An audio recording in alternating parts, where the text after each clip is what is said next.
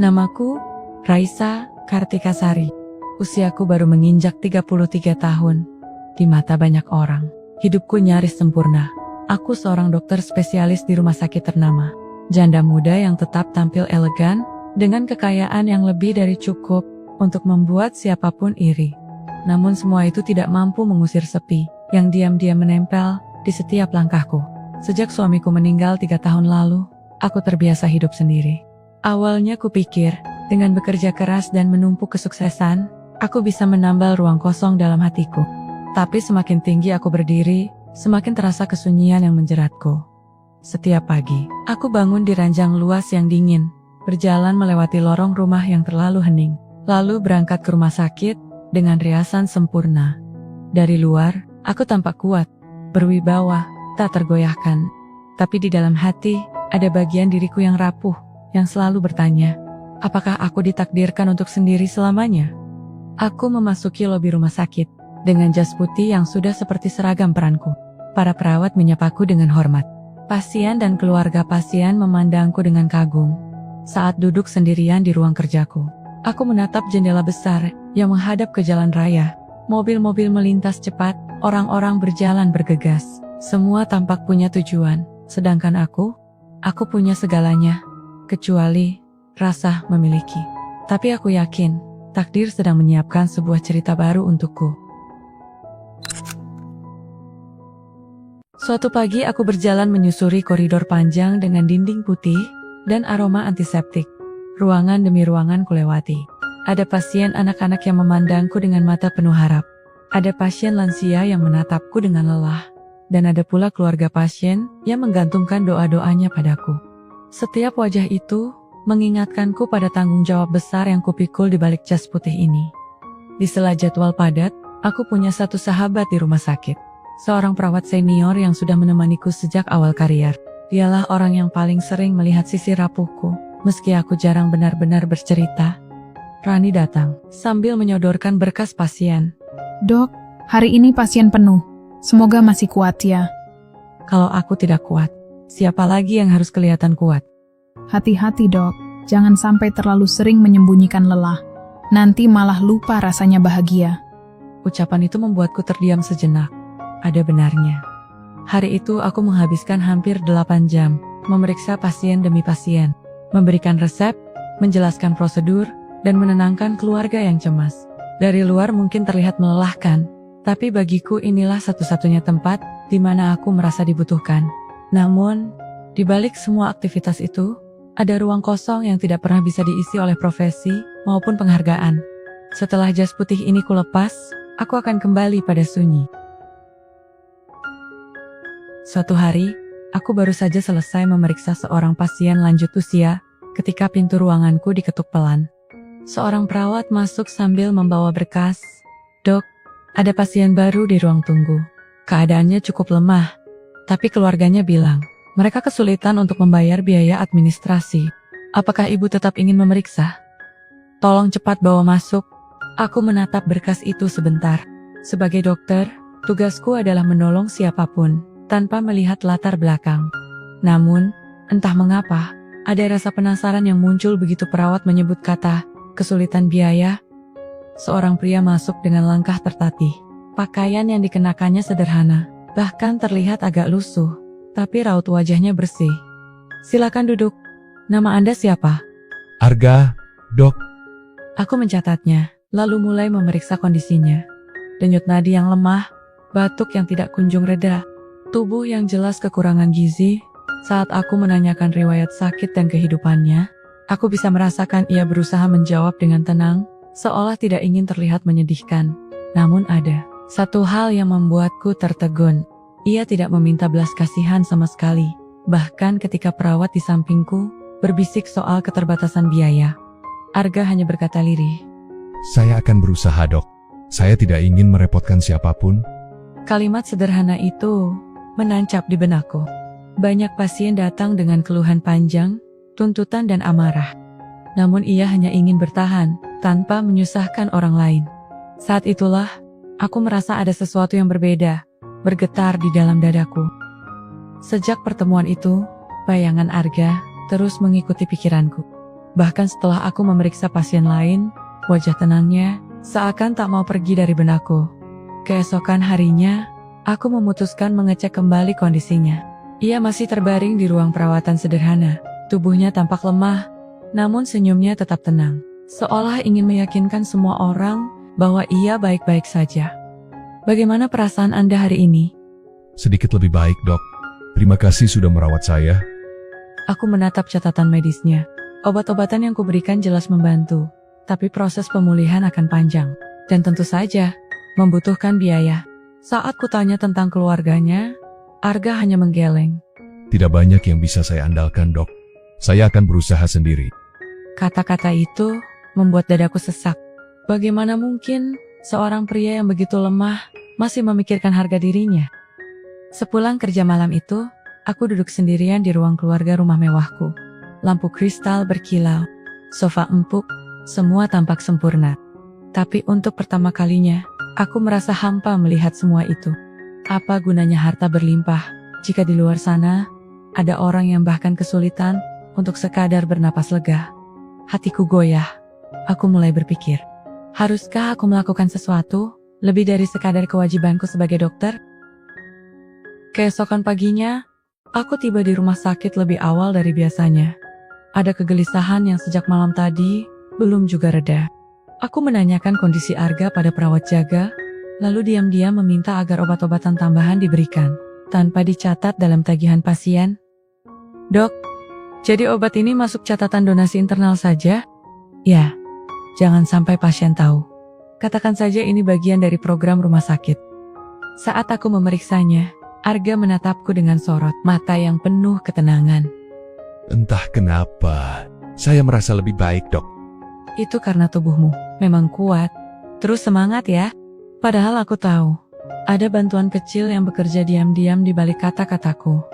Hari-hari berikutnya, aku mulai menyisihkan waktuku lebih banyak untuk menjenguknya.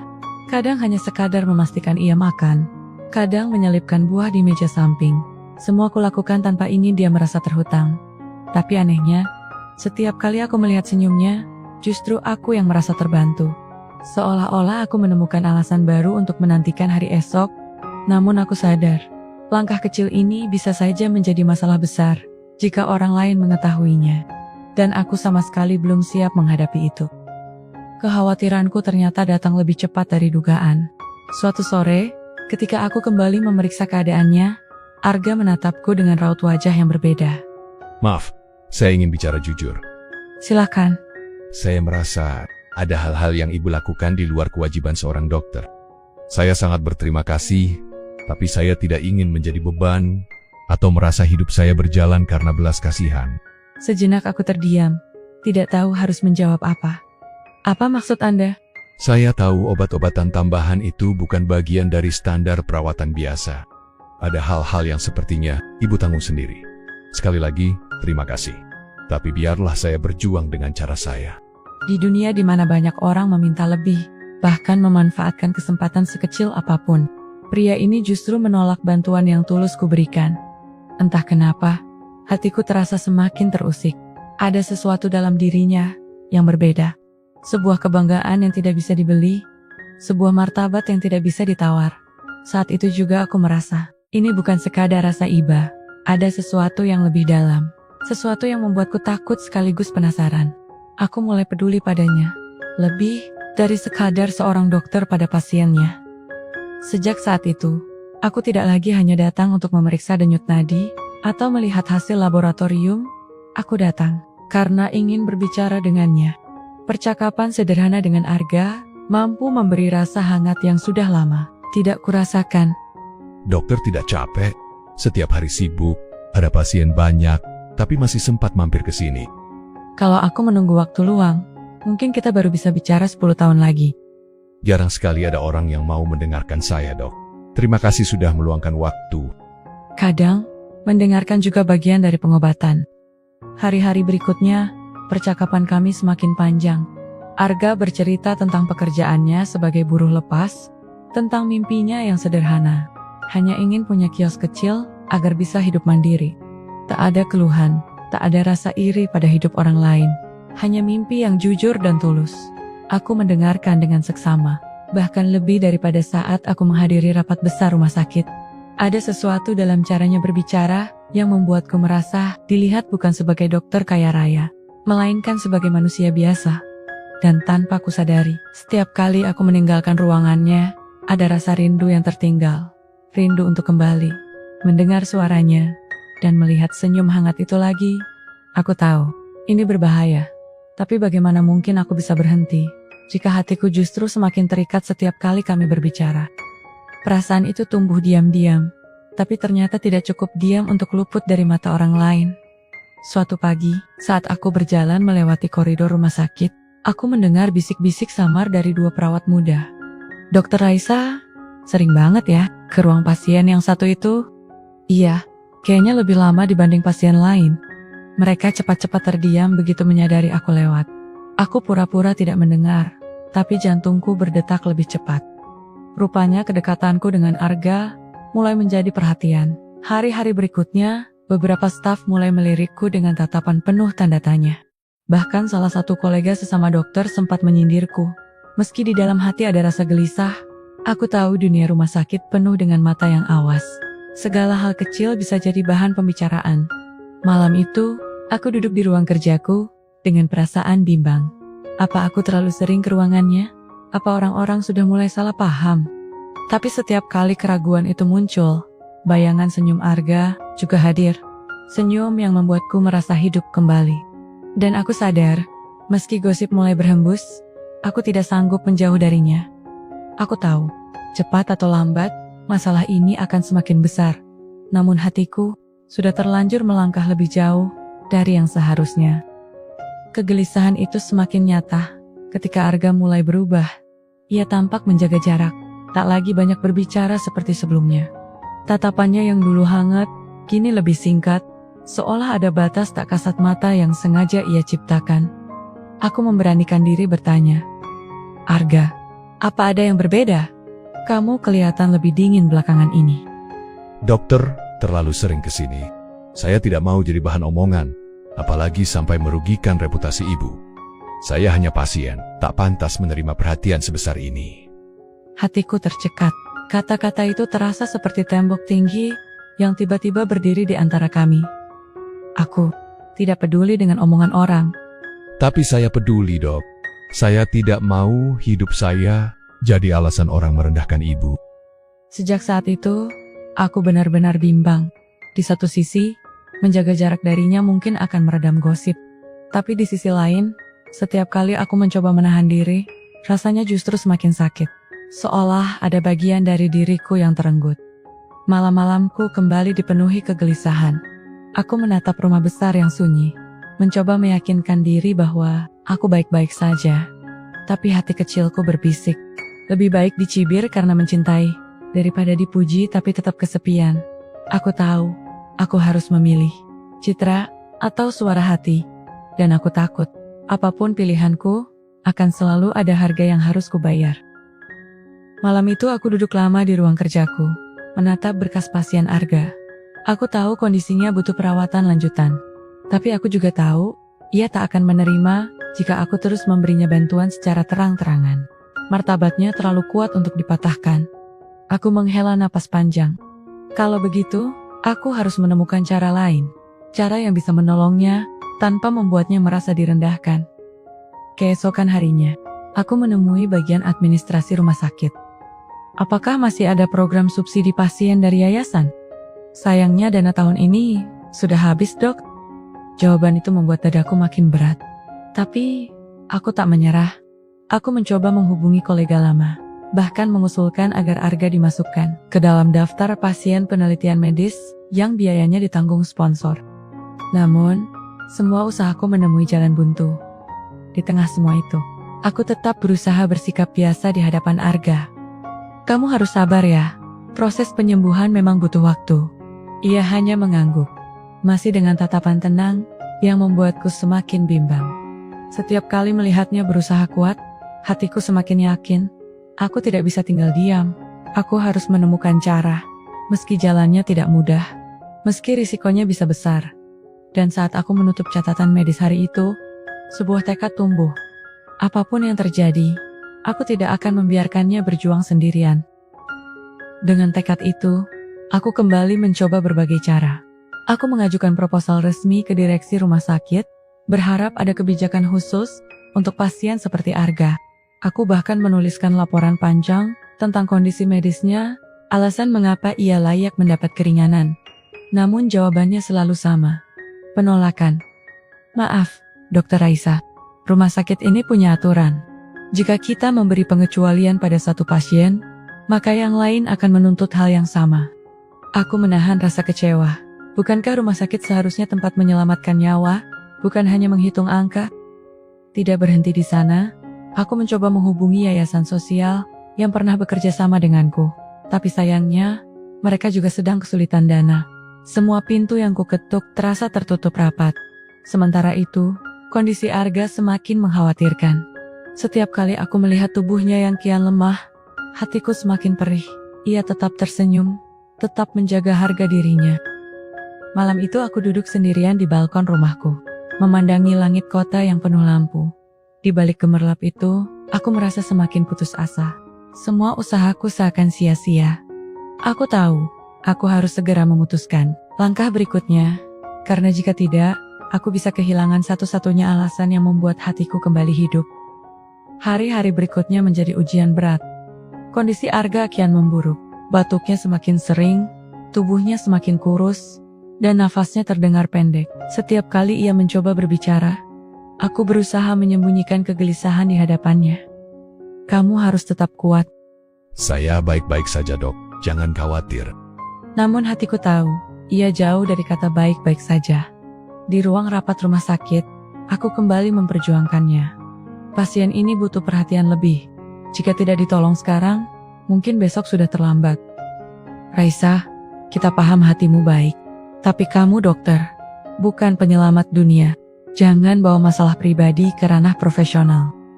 Kalimat itu menusukku. Bagaimana mungkin mereka menyebut ini masalah pribadi, padahal yang sedang dipertaruhkan adalah nyawa seseorang.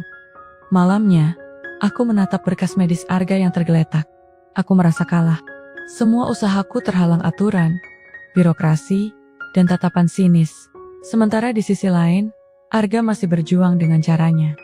Menolak belas kasihan, tetap tersenyum meski tubuhnya melemah.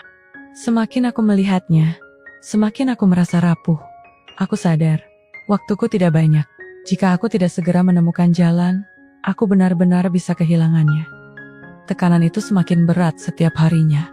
Bukan hanya karena kondisi Arga yang makin melemah, tapi juga karena pandangan orang-orang di sekitarku. Beberapa kolega mulai terang-terangan menegur.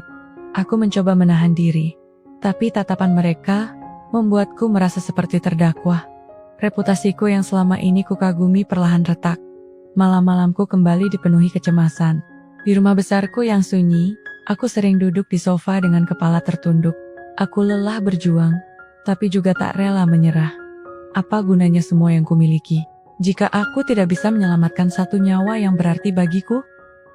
Pagi berikutnya, aku menjenguk Arga. Ia masih berusaha tersenyum, meski tubuhnya semakin lemah. Dokter kelihatan letih. Mungkin, aku memang lelah. Dalam hati, aku hampir menyerah.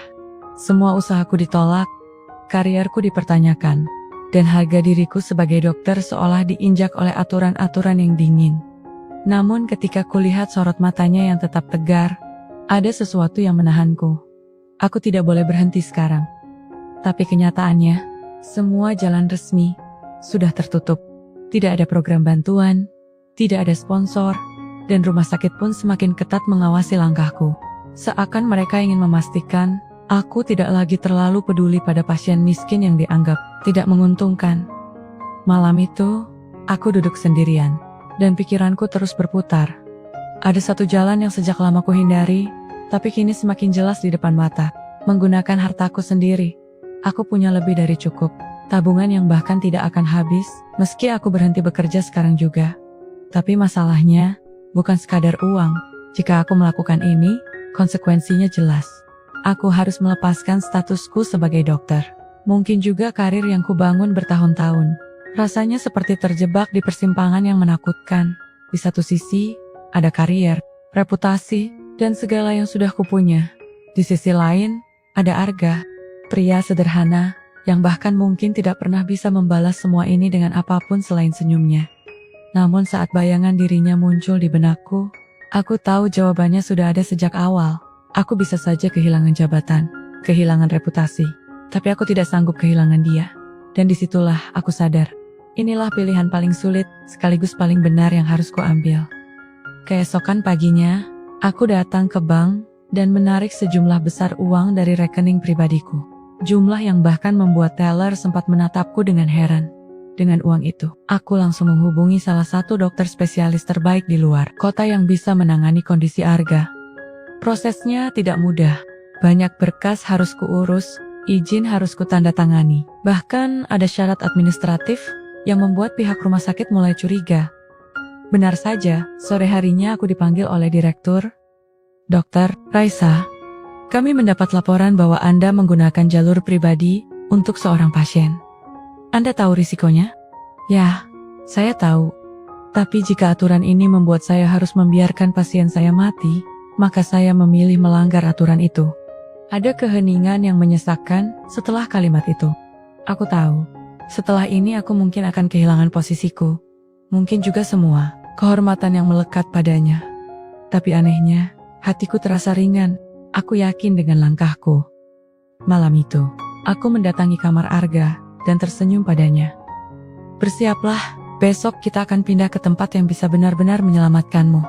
Tapi dok, bagaimana denganmu? Aku hanya menggenggam tangannya erat. Aku sudah memilih, dan pilihanku adalah kamu. Esok harinya, proses pemindahan Arga dimulai. Aku sendiri yang mengurus semua keperluan, dari ambulans hingga dokumen medis. Setiap langkah terasa seperti melawan arus besar, karena pihak rumah sakit jelas tidak menyukai tindakanku. Di dalam ambulans, aku duduk di samping Arga. Jalanan malam terasa panjang, sirena meraung pelan, dan lampu kota berkelebatan di luar jendela. Arga menatapku dengan mata sendu. Kenapa harus sejauh ini? Saya tidak ingin jadi beban Anda. Arga, kamu bukan beban. Kamu justru alasan kenapa aku merasa hidupku berarti. Namun perjalanan itu tidak semudah yang kubayangkan. Di tengah jalan, ambulans sempat terhenti karena masalah administratif di pos pemeriksaan. Petugas meminta dokumen tambahan yang tidak kumiliki. Aku hampir panik, tapi akhirnya kuberikan jaminan dengan menandatangani surat pernyataan pribadi. Bahkan menggadaikan nama baikku sebagai dokter ketika ambulans kembali melaju. Aku menyandarkan kepala sejenak, merasa lelah, tapi lega. Aku tahu, jalan ini penuh rintangan. Tapi tidak ada lagi pilihan mundur. Aku sudah terlalu jauh, dan aku tidak akan melepaskannya. Setibanya di rumah sakit baru, tim medis segera membawa Arga ke ruang perawatan intensif. Aku hanya bisa menunggu di luar, duduk di kursi panjang, dengan tangan gemetar. Jam demi jam berlalu seperti tahun. Aku mencoba menenangkan diri dengan menatap jendela kaca, tapi bayangan kemungkinan terburuk selalu menghantui. Bagaimana kalau terlambat? Bagaimana kalau semua ini sia-sia? Tiba-tiba ponselku bergetar. Sebuah pesan masuk dari pihak rumah sakit tempatku bekerja sebelumnya. Dokter Raisa, keputusan Anda dianggap melanggar kode etik. Kami harus menindaklanjuti secara serius. Dadaku sesak. Inilah konsekuensi yang sudah kuduga. Karierku, reputasiku, mungkin semua yang kubangun selama ini akan hancur. Tapi anehnya, aku tidak menitikkan air mata. Karena di balik semua itu, aku hanya berharap satu hal. Arga selamat. Pintu ruang perawatan akhirnya terbuka. Dokter spesialis keluar dengan wajah lelah, namun tersenyum tipis. Operasi berjalan lancar. Kami berhasil menstabilkan kondisinya. Sekarang, tinggal proses pemulihan. Aku terdiam beberapa detik. Air mataku akhirnya pecah. Bukan karena kehilangan, tapi karena keajaiban kecil yang terjadi di hadapanku. Beberapa hari setelah operasi itu, aku rutin menemani masa pemulihannya. Setiap kali aku datang, mata Arga selalu berbinar. Meski tubuhnya masih lemah, senyumnya membuat seluruh kelelahan terasa sepadan. Namun di balik kebahagiaan itu, surat pemberhentian resmi dari rumah sakit akhirnya datang. Aku kini berdiri di jalan baru yang sama sekali berbeda. Anehnya, aku tidak merasa kehilangan segalanya. Justru aku merasa bebas. Bebas untuk menolong, tanpa batas aturan. Bebas untuk memilih siapa yang ingin kuselamatkan. dan bebas untuk jujur pada hatiku sendiri. Suatu sore, ketika duduk di samping ranjangnya, Arga berkata pelan, Kau kehilangan banyak hal karena aku. "Tidak, Arga. Aku justru menemukan diriku yang sesungguhnya karenamu." Sejenak ruangan hening, tapi di dalam hati, aku tahu, inilah awal dari sebuah kehidupan baru yang tidak pernah kubayangkan sebelumnya. Hari-hari setelah itu terasa berbeda. Aku tidak lagi berangkat pagi dengan jas putih dan identitas dokter yang penuh prestis. Kini, aku lebih sering mengenakan pakaian sederhana, datang ke rumah sakit hanya sebagai pendamping pasien. Aku merasa lebih damai dibanding sebelumnya. Arga perlahan pulih. Setiap langkah kecilnya, dari bisa duduk sendiri, berjalan dengan bantuan, hingga akhirnya tertawa lepas tanpa sesak, menjadi hadiah terbesar bagiku. Aku melihatnya bukan hanya sebagai pasien, melainkan sebagai seseorang yang mengajarkanku arti keberanian. Suatu sore, kami duduk di taman rumah sakit. Jika aku sembuh total nanti, aku ingin membalas semua yang kau lakukan. Kau tidak perlu membalas apapun, Arga. Kau hidup saja, itu sudah lebih dari cukup bagiku. Namun diam-diam, hatiku tahu, yang kami jalani bukan sekadar hubungan dokter dan pasien. Ada sesuatu yang tumbuh, hangat, dan perlahan memenuhi ruang kosong yang lama kututup rapat. Aku mulai berani membayangkan hari esok, bukan hanya untukku, tapi juga untuk kami. Beberapa minggu kemudian, Arga dinyatakan sembuh total. Hari itu, rumah sakit penuh senyum, bukan karena jas putihku atau statusku, tapi karena seseorang yang pernah nyaris kehilangan hidup, kini bisa berdiri tegak kembali. Saat kami keluar dari pintu rumah sakit, matahari sore menyambut hangat. Arga menoleh padaku, dengan tatapan yang membuat waktu seakan melambat. Raisa, aku mungkin bukan siapa-siapa. Aku miskin, sederhana, dan tidak punya apa-apa untuk ditawarkan. Tapi jika kau berkenan, aku ingin menjadi orang yang membuatmu bahagia setiap hari. Aku tercekat, semua luka, semua kehilangan, semua pengorbanan yang kulalui, seakan terjawab dalam satu kalimat itu. Aku tersenyum sambil menggenggam tangannya erat. Kami tertawa kecil, lalu melangkah bersama. Bukan menuju rumah mewah, bukan menuju gelar prestisius, melainkan menuju kehidupan baru yang sederhana, namun penuh makna. Dan di dalam hati, aku menyadari satu hal. Cinta yang sejati bukanlah tentang siapa yang paling kuat atau kaya, melainkan siapa yang berani tetap tinggal saat semua hal lain runtuh. Karena cinta itu menyembuhkan.